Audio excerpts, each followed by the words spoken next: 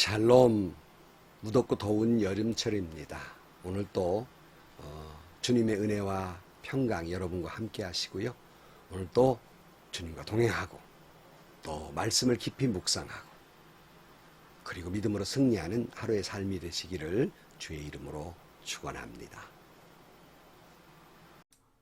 오늘 아침 하나님께서 우리에게 허락해 주신 말씀은 시편 15편 1절에서 5절 말씀입니다. 주님, 누가 주님의 장막에서 살 수 있겠습니까? 누가 주님의 거룩한 산에 머무를 수 있겠습니까? 깨끗한 삶을 사는 사람, 정의를 실천하는 사람, 마음으로 진실을 말하는 사람, 혀를 놀려 남의 허물을 들추지 않는 사람, 친구에게 해를 끼치지 않는 사람, 이웃을 모욕하지 않는 사람, 하나님을 업신여기는 자를 경멸하고 주님을 두려워하는 사람을 존경하는 사람입니다. 맹세한 것은 해가 되더라도 깨뜨리지 않고 지키는 사람입니다. 높은 이자를 받으려고 돈을 구워주지 않으며 무죄한 사람을 해칠세라 뇌물을 받지 않는 사람입니다. 이러한 사람은 영원히 흔들리지 않을 것입니다. 아멘. 오늘은 시편 15편의 말씀을 살펴보는데요. 오늘 본문은 질문으로 시작하고 있습니다. 1절 말씀에 주님, 누가 주님의 장막에서 살 수 있겠습니까? 누가 주님의 거룩한 산에 머무를 수 있겠습니까? 그래서요. 문자적으로는 누가 하나님의 전에 들어갈 수 있겠습니까? 누가 감히 하나님께 나아갈 수 있겠습니까? 어떤 사람이 하나님께 예배 드릴 수 있겠습니까? 하는 질문입니다. 이게 표면적인 질문이에요. 조금 더 깊이 들어가면 좀 더 나아가면 어떤 사람이 하나님 나라에 영원한 나라에 들어갈 수가 있겠습니까? 하는 질문과도 같은 겁니다.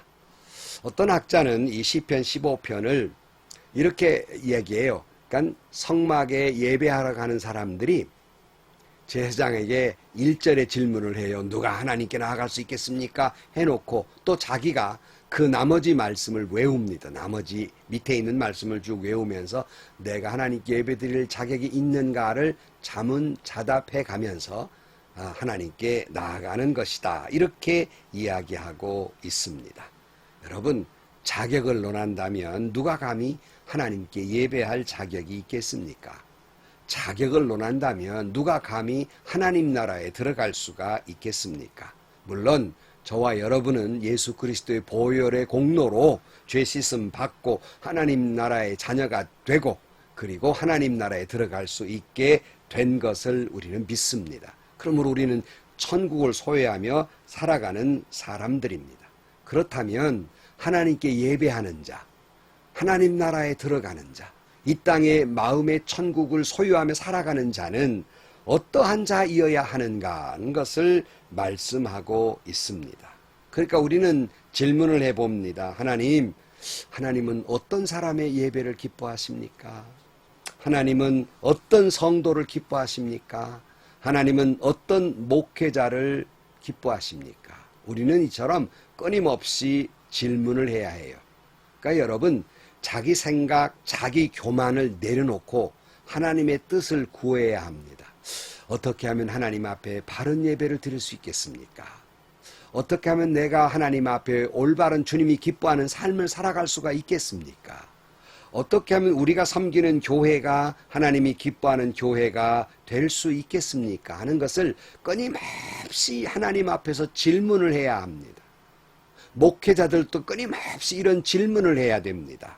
나 다 알고 있고 내가 생각하는 예배 옳게 드리고 있고 우리 교회 내가 잘 지금 이끌고 있다. 이런 교만한 생각을 버리시고 날마다 순간마다 끊임없이 하나님이 이것이 기뻐하시는 일인가 끊임없이 질문을 해야 한다는 거예요. 내가 인도하는 예배가 지금 올바로 예배를 드리고 있는가? 내가 지금 설교하는 설교가 하나님이 원하시는 말씀인가? 끊임없이 질문하고 답하고 성도도 똑같은 마음으로 끊임없이 자기를 질문해야 합니다. 마치 미가서에 보면 6장 6절 이하에 내가 주님 앞에 나아갈 때, 높으신 하나님께 예배드릴 때 무엇을 가지고 가야 합니까? 번제물로 바칠 1년 된 수송아지를 가지고 가면 됩니까? 수천 마리 양이나 수만의 강줄기를 채울 올리브 기름을 드리면 주님께서 기뻐하시겠습니까? 내 허물을 벗겨주시기를 빌면서 내 맏아들이라도 주님께 바쳐야 합니까? 내가 지은 죄를 용서해 주시기를 빌면서 이 몸의 열매를 주님께 바쳐야 합니까? 미가가 질문을 해요. 이게 잘못된 질문이지만 하나님이 대답해 주지요. 너 사람아, 무엇이 착한 일인지를 주님께서 이미 말씀하셨다.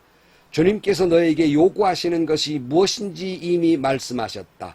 오로지 공의를 실천하며 인자를 사랑하며 겸손히 내 하나님과 함께 행하는 것이 아니냐 하는 거예요. 그러니까 여러분, 끊임없이 우리가 자기 생각을 내려놓고 우리가 질문해야 되는데, 여러분, 미가를 향한 대답과 오늘 본문에 말씀한 대답이 어찌 그렇게 유사한지 몰라요. 그러니까 어떤 사람의 예배를 기뻐하십니까?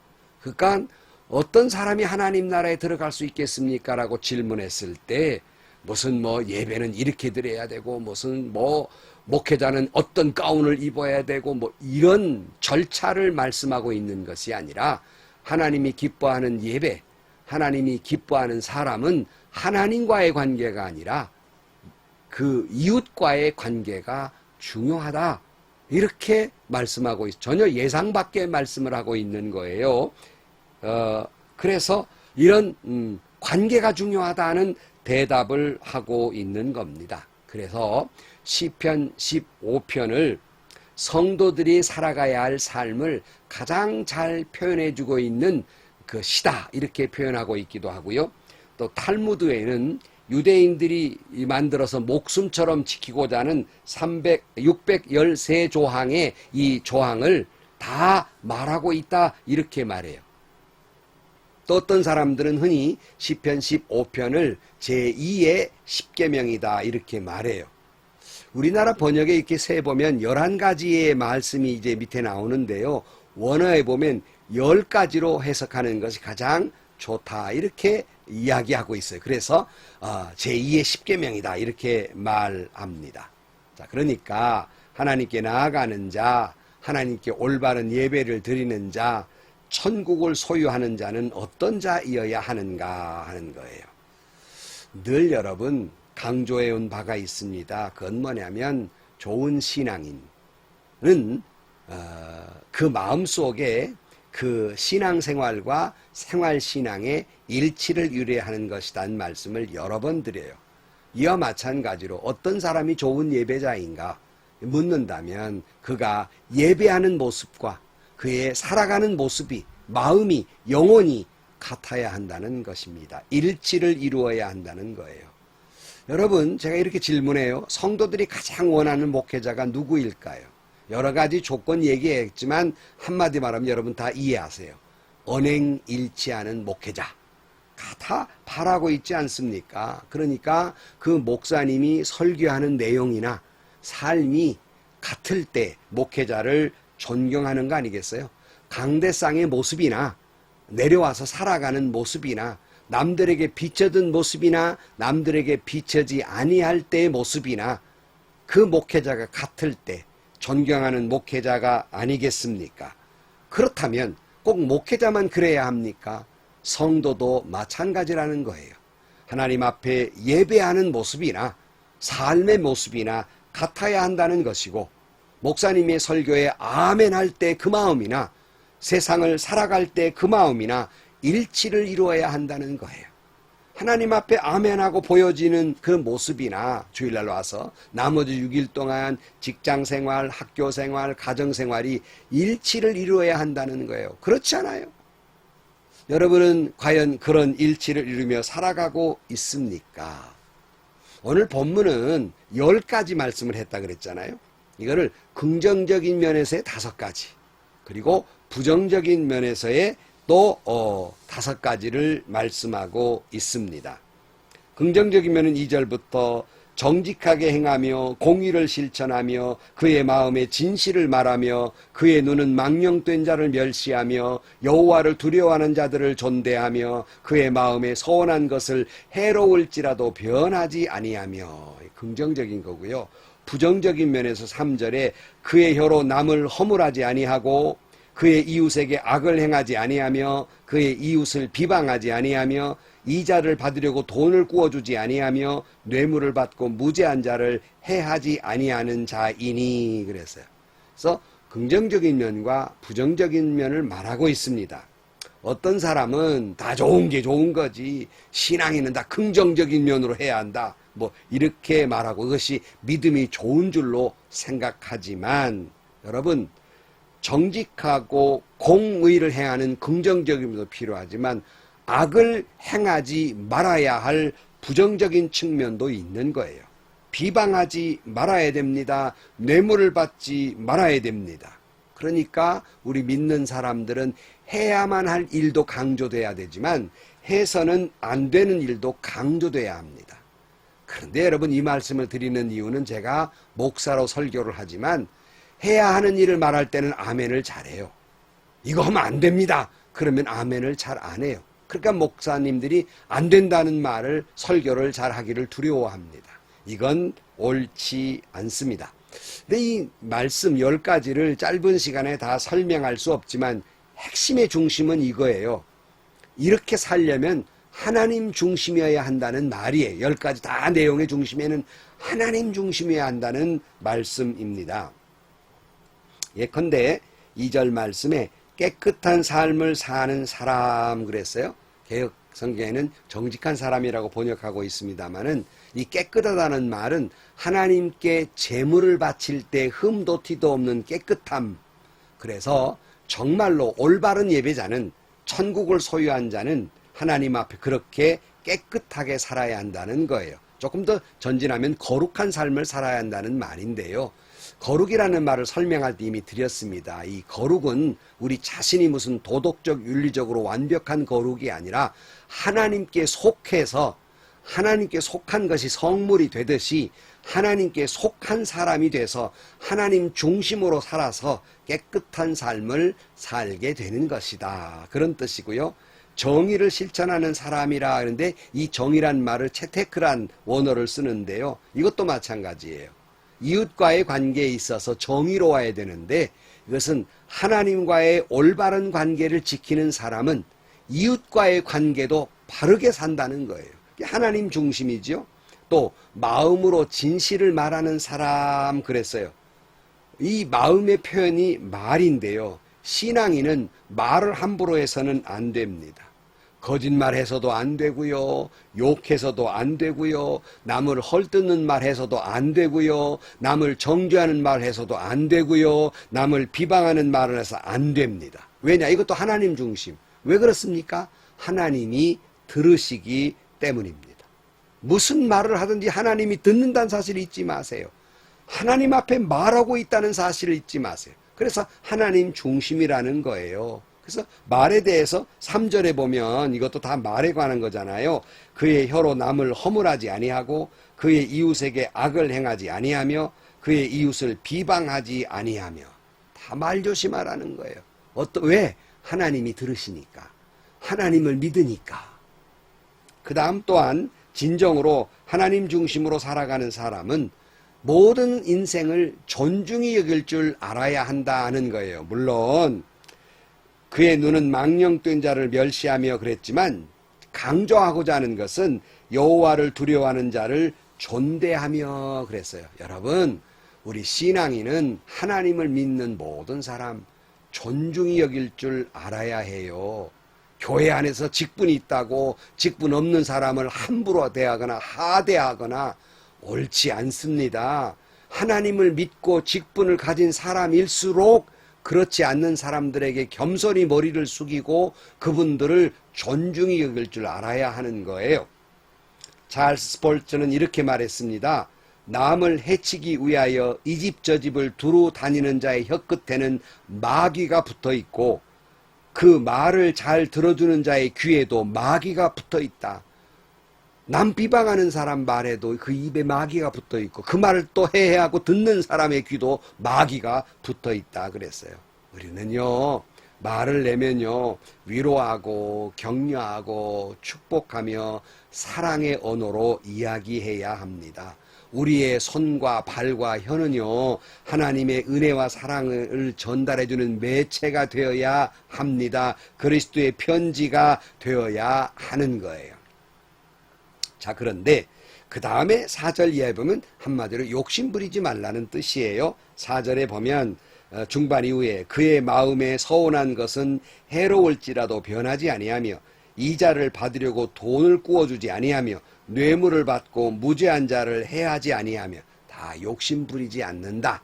이것이 진정한 예배자이고 마음에 천국을 품은 자의 모습이다. 설명드릴 수 있는 시간이 없습니다만은 오늘 마지막 보면 이러한 사람은 영원히 흔들리지 아니할 것이다. 이렇게 말씀하고 있습니다. 이런 마음으로 예배드리는 자는 흔들리지 않을 것이다. 이런 천국을 소유한 사람이 이런 마음으로 살아갈 때 천국까지 갈 때까지 흔들리지 아니할 것이다. 이렇게 말씀해요. 결론으로 말씀드립니다. 진정한 예배드리는 사람, 마음속에 천국을 소유하고 살아가는 사람은 이 땅에서 살아갈 때 그 예배와 삶의 일치, 신앙생활과 생활신앙의 일치를 이루며 살아가는 사람입니다. 늘 모든 걸 하나님 중심을 놓고 살아가는 사람, 하나님 중심을 놓고 이웃과의 관계에서 살아가는 사람이라 할 수 있겠습니다. 신앙생활과 생활신앙의 일치를 이루며 아멘할 때의 모습과 그리고 살아갈 때의 모습이 일치를 이루며 기도할 때의 마음과 살아갈 때의 마음의 일치르며 살아가는 여러분들이 되시기를 주의 이름으로 축원합니다. 그리하면 영원히 흔들리지 아니할 것입니다. 기도하시겠습니다. 하나님 아버지, 정말 우리가 바로 가고 있는지, 하나님 보시기에 바른 예배를 드리고 있는지, 하나님 보시기에 우리가 섬기는 교회가 바른 교회인지를 다시 한번 하나님 앞에 묻습니다. 우리를 붙들어 주시고 하나님을 사랑하는 마음으로 이웃을 사랑하며 아름다운 관계 속에 살아가게 하여 주옵소서. 신앙생활과 생활신앙의 일치를 이루며 살아가는 저희 모두가 되게 하여 주옵소서. 예수님의 이름으로 기도하옵나이다. 아멘. 여러분, 다시 우리 자신에게 물읍시다. 우리는 하나님 앞에 올바른 예배를 드리고 사는 사람입니까? 여러분이 섬기는 교회는 하나님이 기뻐하는 교회입니까? 여러분은 하나님 기뻐하는 성도입니까? 하나님이 기뻐하시는 목회자입니까? 끊임없이 묻고요. 모든 걸 하나님의 중심으로 생각하며 이웃과의 관계를 하는 것이 하나님과의 올바른 관계, 올바른 예배자, 올바른 천국을 소유한 자의 삶이 되는 것입니다. 여러분, 그리함으로 영원히 흔들리지 않기를 주의 이름으로 축원합니다. 오늘도 행복하시고요, 좋은 일이 가득한 하루가 되시기를 주의 이름으로 간절히 축원합니다.